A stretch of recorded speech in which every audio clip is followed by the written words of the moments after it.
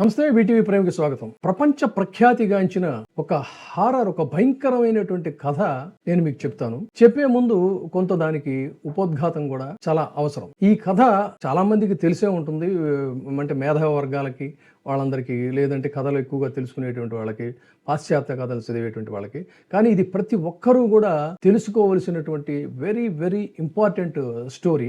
ఆ స్టోరీ చెప్పే ముందు కొంత ఈ ఉపోద్ఘాతం ఏంటి అన్నట్లయితే, భయంతో మనం జీవించాలి అనుకుంటే, భయంతో పరిపాలించాలి అనుకుంటే, ఆ భయం తన వాళ్ళని కూడా వదిలిపెట్టదు. రాక్షసాన్ని సృష్టించటం పెద్ద కష్టమేం కాదు, కానీ దాన్ని ఆపడం అనేటువంటిదే అసలైనటువంటి పరీక్ష. మనకి ఇది పురాణాల్లో కూడా ఉంది. భస్మాసుర హస్తం అనేటువంటిది మనకి తెలిసినటువంటిది. కానీ ఈ కథ వేరు. ఇది కథ కాదు. ఒక రకంగా చెప్పాలంటే ఒక హెచ్చరిక. ఎందుకంటే భయం అధికారికంగా మారిందనుకోండి, అది శత్రువులని అడగదు, మిత్రులను గుర్తించదు. చాలా జాగ్రత్తగా గమనించాలి. భయం అనేటువంటిది వెచ్చలవిడిగా విరబోసుకుని నర్తిస్తూ ఉంటే, అది దాడి చేసేటువంటి దాడి ఒక దశ దాటిన తర్వాత ఇది శత్రువా మిత్రువా అని గుర్తించదు, చట్టాన్ని సైతం లెక్క చేయదు. అదే ఇప్పుడు ఆంధ్రప్రదేశ్లో రెడ్ బుక్ అనేటువంటి పేరుతో సాగుతున్నటువంటి ఒక సింబాలిక్ పరిపాలన అని చెప్పొచ్చు. ఎవరి తప్పు అయితే వారికి చట్ట ప్రకారం శిక్ష అనే దానికోసం ప్రజాస్వామ్యాన్ని ఆవిష్కరించుకున్నాం. థామస్ హాబ్స్ చెప్పినటువంటి మైట్ ఈజ్ రైట్ అనేటువంటి ఆటవిక దశ నుంచి కొన్ని దశాబ్దాలుగా పోరాటాలు చేసి ప్రజాస్వామ్యాన్ని ఆవిష్కరించుకున్న తర్వాత వచ్చినటువంటిదే ఇప్పుడు ఉన్నటువంటి చట్టాలు ఇవన్నీ. కానీ ఈ చట్టాలన్నిటినీ కూడా తొంగలోకి తొక్కి, మన చేతిలో పవర్ ఉంది కాబట్టి మనకు నచ్చినట్టుగా, లేదంటే మనం నచ్చనటువంటి వాళ్ళ మీద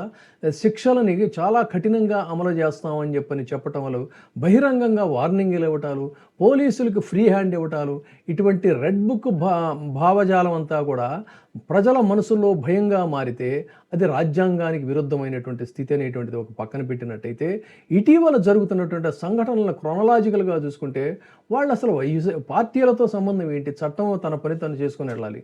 కానీ ఇక్కడ చూసాం, ఒక దళిత వర్గానికి చెందినటువంటి యువకుడు, అతను చేసినటువంటి తప్పు, అది మ్యాక్సిమం నాకున్నటువంటి లీగల్ పరిజ్ఞానం ప్రకారంగా మీరు గమనించండి.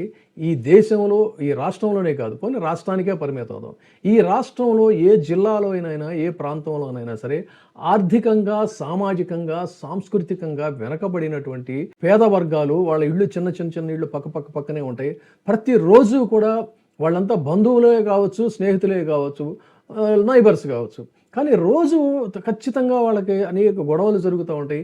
ఇవన్నీ కూడా పెట్టి కేసుల కింద పోలీసులకి తెలిసిందా. ఆ ఏరియాలో నైట్ పెట్రోలింగ్ చేస్తుంటారు. ఆ పెట్టి కేసుల్లో వాళ్ళని కొంతమందిని రొటీన్ వ్యవహారాల వార్నింగ్ ఇస్తుంటారు, వదిలేస్తారు. కాదంటే కొన్ని పెట్టి కేసుల కింద సెక్షన్లు పెట్టి వదిలేస్తుంటారు. ఇది తరచుగా కొంతకాలంగా జరుగుతున్నటువంటి వ్యవహారం. అలాంటిదే ఒక సంఘటన జరిగింది. బంధువులు వాళ్ళు ఒక మహిళ మీద ఇతను కలబడ్డాడు. దీంతో ఏంటంటే బంధుత్వమే కాబట్టి కొంత వాళ్ళకు ఒక ఇది కూడా ఉంటుంది. అయితే ఆ అమ్మాయి గర్భిణి కాబట్టి ఇదయ్యాడు. కాకపోతే అక్కడ గమనించాల్సింది ఏంటి, హాస్పిటల్కి ఆ అమ్మాయి కేసు పెట్టింది. హాస్పిటల్కి పంపించినప్పుడు ఆ రిపోర్టులో వచ్చింది ఏంటంటే, గర్భిణిగా అమ్మాయికి ఎలాంటి ప్రమాదకరమైనటువంటి గాయాలు కానీ లేదు, ఆ ఊంబుకి కానీ, గర్భంలో ఉన్నటువంటి బిడ్డకి కానీ ఎలాంటి ఇది కూడా జరగలేదనేటువంటిది ఇచ్చారంటే ఏంటి, ఖచ్చితంగా నేను చెప్పినట్టుగా అది ఒక పెట్టి కేసు. ఆ పెట్టి కేసులో అతన్ని ఏదో బుక్ చేయటము, 4 దెబ్బలు కొట్టి వార్నింగ్ ఇచ్చి పంపించాలి. కానీ అతను ఏదో ఒక పెద్ద భయంకరమైనటువంటి సైకోగా ఏదో ప్రమాదకరమైన పనులు చేశాడని నడి రోడ్డు మీద అతన్ని చితగ్గొట్టి సభ్య సమాజం అంతా కూడా అతను కుంటుకుంటూ నడుస్తుంటే, ఈ సభ్య సమాజం అంతా కూడా కళ్ళప్పగించి చూస్తున్నటువంటి తీరు చూస్తే, అసలు ఈ శిక్షలు ఎవరు వేయాలి? పోలీసులా శిక్షించాల్సింది? కోర్టులా? అసలు ఇక్కడ ప్రజాస్వామ్యం ఉందా? ఫిర్యాదు, ఇప్పుడు ప్రొసీజర్ ఏంటి? ప్రజాస్వామ్యంలో శిక్షించడానికి ఒక ప్రొసీజర్ ఉంది. ఫిర్యాదు చేయాలి, ఫిర్యాదు మీద దర్యాప్తు చేయాలి, దర్యాప్తుకి సంబంధించినటువంటి ఆధారాలు ఉండాలి, ఆధారాలను కోర్టు పరిశీలిస్తుంది, పరిశీలించిన తర్వాత తీర్పు ఇస్తుంది. ఆ తీర్పు ఎక్కడ అమలు చేయాలి? రోడ్డు మీద కాదు కదా. రోడ్డు మీద అమలు చేయమని ఏ కోర్టులో కూడా చెప్పవు. ఇది కోర్టు ఒక ప్రొసీజరల్గా శిక్షిస్తుంది. ఇది ప్రజాస్వామ్యంలో ప్రొసీజర్. కానీ ఇక్కడ జరుగుతుంది ఏంటి, నడి రోడ్డు మీద అందరూ చూస్తుండగా లాఠీలతో కాళ్ళు ఒత్తి మరీ చితకబాదుతారు అరికాళ్ల మీద. అది దాని మీద ఏమీ యాక్షన్ ఉండదు. లేదు అంటే చితకబాది నడి రోడ్డు మీద నడిపిస్తారు. కుంటూ అతను వస్తున్నా కూడా ఈ సభ్య సమాజం చూస్తూనే ఉంటుంది. సో ఇలా జరిగిన తర్వాత ఎందుకు అంటే వీళ్ళందరూ కూడా వైసీపీ వాళ్ళు అనేటువంటిది ఒక ముద్ర వేసి వాళ్ళని సైకలాజికల్గా బెదిరించి, అంటే this is called mind game. ఈ మైండ్ గేమ్తో వాళ్ళందరినీ బెదిరించాలనేటువంటిది ఒక ప్రయత్నం. అయితే ఇక్కడ ఏమవుతుంది, ఇది బూమరాంగ్ అవుతుంది ఇటీవల కాలంలో. Once you have given a powers to the police, ఏమవుతుందంటే వాళ్ళు అడ్డగోలుగా వాళ్ళు వ్యవహరిస్తుంటారు. వాళ్ళకి వాళ్ళు అనేటువంటి ఇది ఉండదు. లాఠీయే వాళ్ళ చేతిలో విన్యాసం చేస్తూ ఉంటుంది. అదే తర్వాత మీరు పవర్స్ ఇచ్చిన తర్వాత ఇంకా ఆగేదేముంది. సో ఆ కొట్టబడినటువంటి వ్యక్తి ఎవరు, ప్రత్యర్థి పార్టీకి చెందాడని చెప్పని చితకబాదారు. తర్వాత తెలిసింది అతను కరుడు కట్టినటువంటి జనసేన వ్యక్తి అని చెప్పని తెలిసింది. అంటే ఇది చట్టపరమైనటువంటి పాలనకు ఒక కత్తిపోటు లాంటిది ఒక ఉదాహరణ. అంతకుముందు నవంబర్ నెలలో కూడా టీడీపీకి సంబంధించినటువంటి వ్యక్తుల మీద పోలీసులు దాష్టీకం చేశారని సాక్షాత్తు టీడీపీ వాళ్ళకే కంప్లైంట్ ఇచ్చినా కూడా దాని మీద కూడా పెద్ద యాక్షన్ ఉన్నట్టయితే లేదు.